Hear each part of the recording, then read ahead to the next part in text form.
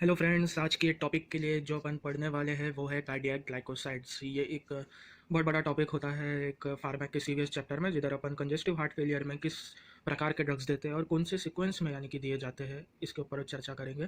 तो जैसे आपको दिख रहा है हार्ट फेलियर असल में होता क्या है, इसके ऊपर हम थोड़ा बात करेंगे। Heart failure is divided into two parts, increase output heart failure, decrease output heart failure. ठीक है, इंक्रीज आउटपुट हार्ट फेलियर किधर मिलेगा, इसके लिए आपको थोड़ा सा फिजियोलॉजी पता होना चाहिए कि हार्ट को कब ज़्यादा आउटपुट यानी कार्डियक आउटपुट बढ़ाना पड़ेगा। जैसे कि अपन मान लें कि जब टिश्यू के पास ऑक्सीजन नहीं पहुंचता या टिश्यू की डिमांड बढ़ जाती है क्योंकि उसके पास ऑक्सीजन नहीं पहुंच रहा है। कोई केस आपके पास दिमाग में आ रहा हो तो बता सकते हैं कि कब ये इंक्रीज इन टिश्यू डिमांड मिलेगा। वो है severe anaemic cases, severe anaemia में। सीवियर एनीमिया में क्या होता है कि हीमोग्लोबिन कम हो जाता है बॉडी में और टिश्यू के पास ऑक्सीजन की सप्लाई कम हो जाती है। तो हार्ट इसके लिए क्या करता है कि वो अपनी आउटपुट क्षमता बढ़ा देता है। जितना वो हार्ट पंप करता है उससे ज़्यादा मात्रा पर देता है। उसका दूसरा एग्जाम्पल है अपने पास थायरोटॉक्सिकोसिस का, इसमें इंक्रीज आउटपुट हार्ट फेलियर देखने को मिलेगा। दूसरा अपने पास आता है वो है डिक्रीज आउटपुट का, जब कब हार्ट अपनी अमूमन मात्रा से कम ब्लड पंप करता है। दो केसेस है अपने पास, heart adequately not pumping blood, जब ब्लड पंप नहीं कर पाता है हार्ट। दूसरा है हार्ट में पानी जमा हो जाता है जिसके कारण वो कॉन्ट्रैक्ट नहीं कर पाता है। अगर आप heart adequately not pumping blood के लिए कोई ड्रग सजेस्ट करेंगे तो वो होंगे आयनोट्रॉपिक्स, जो आयन की मात्रा, आयन जैसे कि कैल्शियम आयन वो बढ़ाते हैं, या वो कैल्शियम आयन एक मसल कॉन्ट्रैक्शन के लिए बहुत ज़रूरी होता है। नॉर्मल फिजियोलॉजी ऑफ मसल में आपने पढ़ा है क्योंकि कैल्शियम आयन अगर अपन बढ़ाएंगे तो उसके कारण मसल्स ज़्यादा इफिशिएंटली कॉन्ट्रैक्ट करते हैं। या तो आप बीटा वन स्टिमुलेटर दे सकते हैं जिसके कारण हार्ट पंप करे अच्छे से। दूसरा है फ्लूइड आ जाता है। फ्लूइड एक्यूमुलेट जब होता है तो अपने पास एक कैटेगरी होती है ड्रग की कि जिसके कारण लीटरों से पानी निकाला जा सकता है, उसे कहते हैं डायूरेटिक्स। ये कोई पंप है समझ लीजिए जो बॉडी का फ्लूइड बाहर फेंक देता है। ठीक है, ये दो प्रकार के ड्रग्स के ऊपर चर्चा करेंगे अपन। दूसरा है यहाँ पे हार्ट फेलियर को और डिफ्रेंशिएट किया जाता है, left ventricular failure, right ventricular failure. Left ventricular failure में यानी कि पानी भर जाता है लेफ्ट वेंट्रिकल में, उसके कारण अपन को क्लिनिकली देखने को मिलता है कि पल्मोनरी इडिमा देखने को मिलती है। और राइट वेंट्रिकुलर फेलियर में superior vena cava, inferior vena cava में फ्लूइड अकोमुलेट हो जाता है, जैसे कि सुपीरियर वेना कावा में फ्लूइड अकोमुलेट हुआ जिसके कारण increase in jugular venous pressure, jugular venous pressure में अपन को इंक्रीज देखने को मिलेगा। जबकि इंफीरियर वेना कावा में फ्लूइड अकोमुलेट हुआ, लिवर में फ्लूइड जमा होता है और क्लिनिकल फीचर में अपन को हिपैटोमेगाली यानी कि पाल्पेबल लिवर मिलेगा जो आसानी से नहीं दिखता है। ठीक है, थोड़ा सा ये सादा डायग्राम है। यहाँ पे अपन ने एक हार्ट बनाया है सादा सा। ये right atrium, right ventricle, left atrium, left ventricle. Left ventricle के ऊपर होते हैं pulmonary pulmonary vein, pulmonary vein जो कि लेके आते हैं लंग्स के इससे प्योरीफाइड ब्लड। जब आपके लेफ्ट वेंट्रिकल में पानी भर जाता है तो लेफ्ट एट्रियम में भी भरेगा, लेफ्ट एट्रियम में भी पानी भरेगा, यहाँ से पल्मोनरी वेन से लंग्स में भी पानी भरेगा जिसके कारण अपन ने देखा कि पल्मोनरी एडिमा देखने को मिला। दूसरा है राइट वेंट्रिकल, उसमें superior vena cava jugular venous pressure को बढ़ाएंगी। वही राइट वेंट्रिकल के पास इधर से आता है inferior vena cava. Inferior vena cava portal vein से लेके आता है ब्लड और वहाँ पे लिवर होता है। लिवर में इसी के कारण आपको हिपैटोमेगाली देखने को मिलेंगी। अगर आप छोटे से डायग्राम से समझने में इतना सफल हुए तो आपको बहुत आसानी हो सकती है। डायग्राम बनाते जाइए। तो हम डायूरेटिक्स के ऊपर आ जाते हैं जो मैंने दिया था। फ्लूइड अकोमुलेटर के समय डायूरेटिक्स का इस्तेमाल करते हैं। डायूरेटिक्स असल में किडनी वाले चैप्टर में बहुत आसानी से समझाया गया है, तो इधर पर से ओवरलुक करना चाहिए। यहाँ पे डायूरेटिक्स दो इसमें डिवाइड होता है, हाई सीलिंग लूप डायूरेटिक्स और थायाजाइड्स। हाई सीलिंग लूप डायूरेटिक्स में एग्जाम्पल आते हैं फ्यूरेसमाइड, जबकि थायाजाइड में आपको बहुत सारे एग्जाम्पल मिलेंगे। हाई सीलिंग लूप डायूरेटिक्स के इसमें वो शॉर्ट एक्टिंग होते हैं, कम समय के लिए होते हैं और स्ट्रॉन्ग होते हैं वो बहुत, यानी कि बहुत लीटरों के इससे वो शरीर से पानी निकालते हैं। और जबकि थायाजाइड लॉन्ग एक्टिंग होते हैं और वीक होते हैं।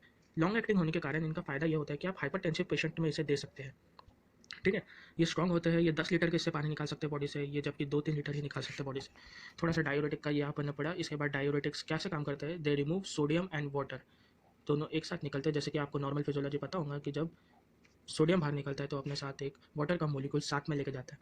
अपन इनका साइड इफेक्ट थोड़ा सा पढ़ेंगे। Side effect, remove all ion जिसके कारण अपन को सोडियम की कमी देखने को मिलेंगी, हाइपोनेट्रीमिया, मैग्नीशियम की कमी, हाइपोमैग्नीशिया, पोटेशियम की कमी, हाइपोकैलिमिया और प्रोटॉन आयन की कमी मिलेंगी जिसके कारण इसे अपन कहेंगे मेटाबॉलिक अल्कोलोसिस। ठीक है, और यहाँ पे साइड इफेक्ट थोड़ा सा मेटाबॉलिक चीज़ों के ऊपर भी देखेंगे। ग्लूकोज का मात्रा बढ़ जाती है, लिपिड की मात्रा बढ़ जाती है, यूरिक एसिड जो कि बॉडी में बहुत टॉक्सिक हो जाता है उसकी मात्रा बढ़ जाती है जिसके कारण अपन को मिलता है हाइपर यूरिसीमिया। इसके ऊपर बहुत क्वेश्चन मिलेंगे, कौन से ड्रग्स बढ़ाते हैं तो वो डायूरेटिक होते हैं। दोनों के बीच में डिफरेंस होता है लूप डायूरेटिक और थायाजाइड में कि थायाजाइड रिटेन करता है कैल्शियम, कैल्शियम की मात्रा बॉडी में थायाजाइड रिटेन करता है यानी कि कम नहीं कराता है, जबकि लूप लूजेस कैल्शियम, यानी कि इसमें आपको एक मार्क करना पड़ेगा लूप के लिए कि कैल्शियम भी कम होता है बॉडी में जब आप लूप डायूरेटिक यूज करते हैं। आसान यह है, loop loses calcium, thiazide retain calcium, loop loses calcium. ठीक है, यहाँ तक अपन ने डायूरेटिक की बात की। अभी अपन आइनोट्रोपिक की तरफ जाएंगे। आइनोट्रोपिक जब हार्ट एडिक्वेटली पंप नहीं कर पाता है ब्लड में, आइनोट्रोपिक यूज़ करते हैं।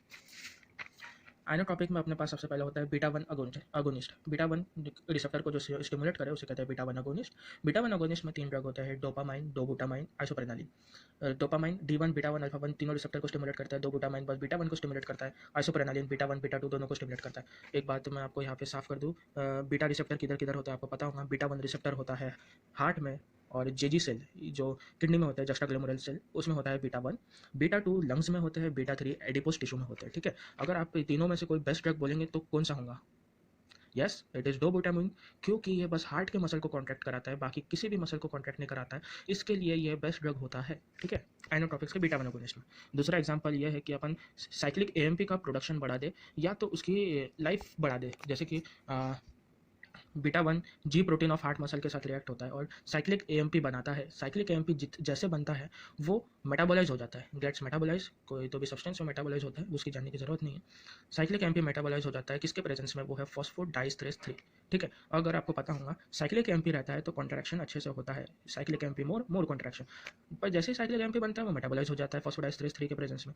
इसके लिए अपन एक कैटेगरी बनाई ड्रग्स की जो फॉस्फोडाइस्ट्रेस 3 को इनिबिट करे, यानी कि inhibition of phosphodiesterase 3 increase CMP more contraction. Phosphodiesterase 3 को इनिबिट करेंगे, सीएमपी की लाइफ बढ़ जाएंगे, कॉन्ट्रैक्शन ऑफ हार्ट अच्छे से हो सकता है। ठीक है, फॉस्फोडाइस्ट्रेस 3 इनिबिटर में सबसे पहले अपने पास ड्रग आते हैं एमरिनोन, मिलरिनोन। ठीक है, ये दो ड्रग्स अपने पास, ये फॉस्फोडाइस्ट्रेस 3 को इनिबिट करेंगे और साइक्लिक एएमपी की लाइफ बढ़ाएंगे, जिसके कारण कॉन्ट्रैक्शन होगा।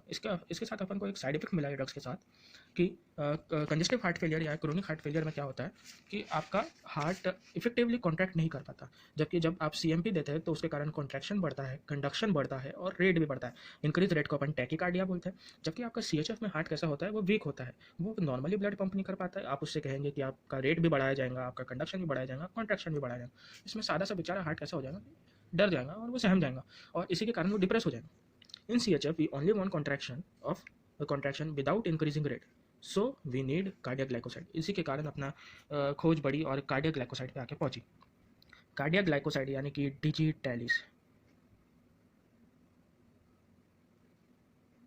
यानी कि digitalis acts directly on the ventricular muscle, increase contraction without increase in the rate. ठीक है, इसके ऊपर अभी अपन बात करेंगे। कार्डियक ग्लाइकोसाइड यानी कि डिजिटैलिस, थोड़ा सा ओवरव्यू। एक नॉर्मल सेल है, ये साइटोप्लाज्म है बाहर का, ये जो रेड से दिख रहा है ये है सार्कोप्लाज्मिक रेटिकुलम, जिसके अंदर कैल्शियम का स्टोरेज होता है।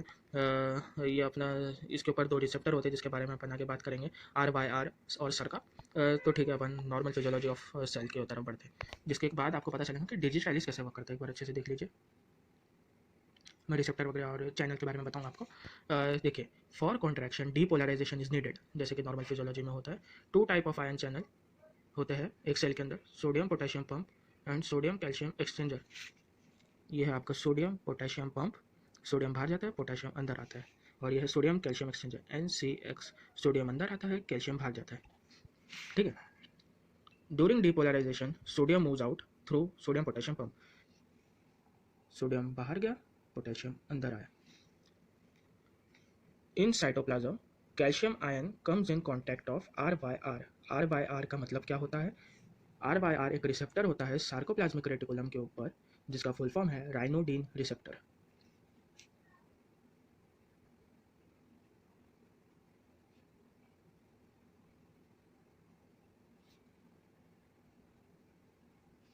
तो RYR का मतलब क्या है? राइनोडिन रिसेप्टर। ठीक है, contact of ryanodine receptors is sarcoreticulum, which in turn release calcium from sarcoplasmic reticulum।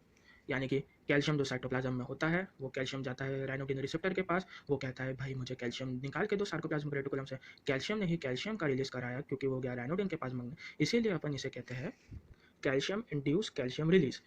Calcium ryanodine के पास गया, कैल्शियम को निकाला, कैल्शियम ने ही कैल्शियम का रिलीज कराया, इसलिए अपन इसे कहते हैं कैल्शियम इंड्यूस कैल्शियम रिलीज। ठीक है, इसके बाद आता है for contraction large amount of calcium is needed and hence only actin myosin contraction of muscle। Contraction के लिए एक्टिन मायोसिन के पास जाना पड़ेगा, कैल्शियम अधिक मात्रा में चाहिए कोई भी कॉन्ट्रैक्शन कराने के लिए। ठीक है, हो गया आपका, एक बार हार्ट कॉन्ट्रैक्ट कर दिया, उसके बाद क्या होगा? After contraction calcium moves through NCX।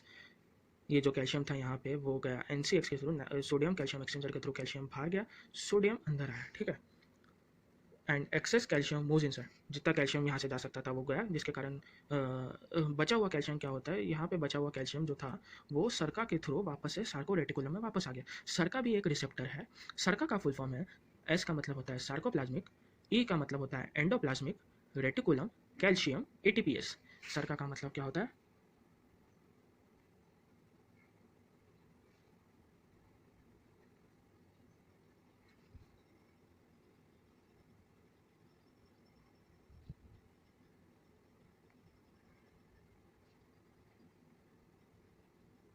सरका का मतलब होता है sarcoplasmic endoplasmic reticulum calcium ATPase. ठीक है, अधिक कैल्शियम जो था साइटोप्लाज्म में वो सरका के थ्रू वापस से सार्कोरेटिकुलम में गया। जो कैल्शियम दिया था कैल्शियम को राइनोडिन रिसेप्टर ने, वो सरका ने वापस ले लिया। समझे इतना? इसके बाद डिजिटैलिस जो कार्डियक ग्लाइकोसाइड है वो कैसे काम करता है इसमें देखेंगे। डिजिटैलिस सबसे पहले करता है inhibition of sodium potassium pump, यानी कि ये जो आपको रेड दिख रहा है और ये जो डिजिटैलिस दिख रहा है, इसने ये पंप को बंद कर दिया, जिसके कारण क्या हुआ, सोडियम बाहर नहीं जा पा रहा, पोटेशियम अंदर नहीं आ पा रहा, सोडियम की मात्रा इस हिसाब से अधिक हो जाएंगी सेल के अंदर। ठीक है, ये अधिक होगा तो ये जो यहाँ से कैल्शियम बाहर जाता था, क्योंकि सोडियम की कमी के कारण डिफ्यूजन होता था दोनों सेल का। ठीक है, कैल्शियम बाहर जाता था क्योंकि सोडियम अंदर कम होता था, इसलिए सोडियम अंदर आता था। जब सोडियम ही अंदर ज़्यादा है, जबकि सोडियम ही इधर बहुत ज़्यादा है, तो कैल्शियम बाहर क्यों जाएगा अभी? इसके कारण यहाँ पे भी आपको इनिबिशन देखने को मिलेगा। ठीक है, sodium calcium exchanger also get inhibited because sodium is present in large amount inside the cell. यही अपन पढ़ेंगे। Inhibition of sodium potassium pump, increase amount of sodium inside, sodium calcium exchanger stop working. ठीक है, hence इसके कारण जो calcium की भी मात्रा सेल में बढ़ जाएंगी, क्योंकि कैल्शियम भी अभी बाहर नहीं जा रहा है। एक्सेस कैल्शियम जो था वो वापस से सरका के थ्रू जाएगा और सार्कोप्लाज्मिक रेटिकुलम में बढ़ता जाएगा, और हर एक बीट के बाद कैल्शियम ऐसा जाएगा, कैल्शियम मांगेगा, एक्सेस कैल्शियम वापस जाएगा। हेंस आफ्टर एवरी बीट, हर एक हार्ट के कॉन्ट्रैक्शन के बाद कैल्शियम की मात्रा बढ़ते जाएंगी, और एक समय ऐसा होगा कि फोर्स ऑफ कॉन्ट्रैक्शन बहुत अधिक हो जाएगा, जो यही चाहते थे। पर आप समझ रहे हैं कि हर एक बीट के साथ बढ़ता है, तो ये ऐसा नहीं है कि आप दे देंगे और हार्ट बीट जैसे ही बढ़ जाएंगी, नहीं, ये स्लो एक्टिंग ड्रग है भैया। ये आपको ऑन स्पॉट एक्शन तो नहीं दिखाएंगा, पर धीरे धीरे दिखाएंगे। तो इसके बाद hence digitalis is always low acting, जैसे हमने बताया हर एक हार्ट बीट के बाद पड़ता है acting drug, because it is increasing calcium level step by step. अगर आपने इसको इंट्राकार्डियक भी दिया, इंट्राकार्डियक यानी कि हार्ट के अंदर भी डिजिटली डाला, तो भी ये एक ही बार में आपको हार्ट बीट बढ़ा के नहीं देगा, ये स्लो ही स्टेप बाय स्टेप ही बढ़ाएगा। ठीक है, तो नॉर्मल अपन डिजिटलिस का फंक्शन कर लेते हैं। डिजिटलिस हार्ट का फोर्स ऑफ कॉन्ट्रैक्शन बढ़ाता है, हार्ट रेट कम करता है, ब्लड वेसल में भी ये वीक कॉन्स्ट्रिक्टर है, किडनी का डायूरेसिस इन CHF यानी कि पानी बाहर निकाल देता है CHF पेशेंट में। ठीक है, अब डिजिटलिस के बारे में थोड़ा सा और। डिजिटैलिस, डिजॉक्सिन और डिजिटॉक्सिन के इसमें दो ड्रग होते हैं, इसमें डिवाइड है। डिजिटैलिस एक फैमिली है डिजॉक्सिन और डिजिटॉक्सिन की। खैर डिजिटॉक्सिन तो अभी बंद हो गया क्योंकि टॉक्सिक था, ये बैंड हो गया। वैसे digitoxin is A band. Digoxin excreted from kidney, digitoxin excreted from liver. कैसे याद कर सकते हैं, हर टॉक्सिक चीज़ लीवर में मेटाबलाइज होती है, तो एक्सक्रीटेड फ्रॉम लिवर। ठीक है, और ये एक्सक्रीटेड फ्रॉम किडनी। अगर किडनी खराब हो गई तो उसमें अपन यूज़ नहीं कर सकते, वैसे इसीलिए Contra indicated in renal failure. Contra indication यानी यूज़ नहीं कर सकते आप जब रीनल फेलियर है, क्योंकि तब डिजॉक्सिन की टॉक्सिसिटी हो जाएंगी। एंड डिजिटॉक्सिन जब आपका लीवर फेल है तब आपको कॉन्ट्राइंडिकेटेड रहेगा, यानी कि लीवर फेलियर में आप इसको नहीं दे सकते।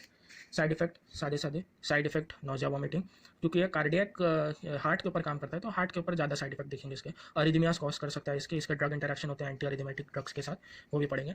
Most common side effect ventricular bigeminy, most specific non paroxysmal atrial tachycardia, NPAT कहते हैं इसे। NPAT with AV block, atrioventricular block के साथ होता है। मोस्ट कॉमन वेंट्रिकुलर बाइजेमिनी, अगर स्पेसिफिक सबसे पूछा तो non paroxysmal atrial tachycardia with AV block. ठीक है, drug interaction quinidine, verapamil, amiodarone, thiazide. Quinidine anti arrhythmic drug है, वेरापेमिल कैल्शियम चैनल ब्लॉकर है, अम्योडेरॉन एंटी अरिथमेटिक ड्रग है, और थायाजाइड एक डायूरेटिक है। ये चारों ड्रग्स जो होते हैं ये टॉक्सिसिटी बढ़ाते हैं डिजॉक्सिन की। इसको ऐसे आ सकते हैं, क्विन ने वाट लगा दी, क्विनिडीन, वेरापेमिल, अम्योडेरॉन, थायाजाइड। तो कोई ने वाट लगा दी जिसके कारण टॉक्सिसिटी हुई डिजॉक्सिन की। ठीक है, और इसके साथ डिजॉक्सिन की टॉक्सिसिटी लेस करनी है, वी कैन गिव